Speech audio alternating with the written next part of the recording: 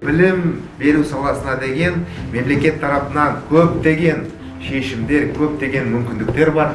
Осы саланы жақсартамыз деп мемлекет басшысынан бастап жерде бірқатар тапсырмалар бар. Сондықтан жас балаларымыз, жас өспірімдер үшін әр уақытта біз тоқтатпай жұмысты жасауымыз керек. Әкімдер, жаңа сайланған әкімдер, әсіресе олар қазір халыққа жақын болу керек.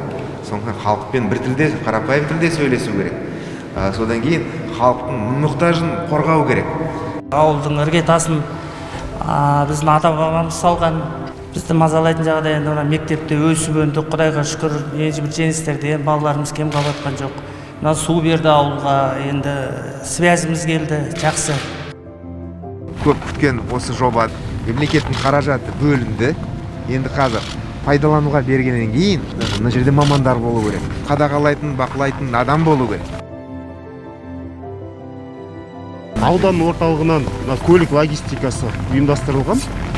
Қазіргі уақытта 2 бірлік автокөліктер жүреді. Мен осы әлеуметтік желіде осылай толық ақпаратты көрген жоқпын.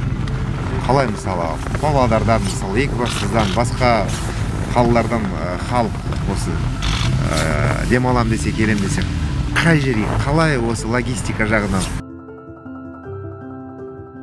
Судың сапасы қалай? Сіздерден, ауыл тұрғындардан сұрап алайық. Енді айтайын деп отырғанымыз, былтырдан бері су құбыры қосылып елімізге жақсы болды. Сыртын қоршау, төбенің кровлясы ауыстырылды. Спорт залының едені мен осы акт залының едені проект бойынша. Менің жобам аты Клинер-бот. Жобам мақсаты қарапайым және сенімді түрде жаңа сусыз қолданылатын арналған дезинфекциялайтын роботты құрастыру. Волейболды қалай, жақсы көресіңдер ме? Сіздердің осы мектеп түлектері Павлодарда осы Ертіс командасын, Павлодар командасын қорғап жүрген азаматтар бар. Еліміз мінеки осындай мақтанатын жағдайға жетіп жатырмыз. Жаңа мектепті көрдіңіздер, дәрігерімізді көрдіңіздер, бәлен жерден бері қордаланып келе жатқан мәселе биыл шешіліп жатыр. Ел ішінде бір керекті мәселенің біреуі бізге мынау жаңағы жол мәселесі.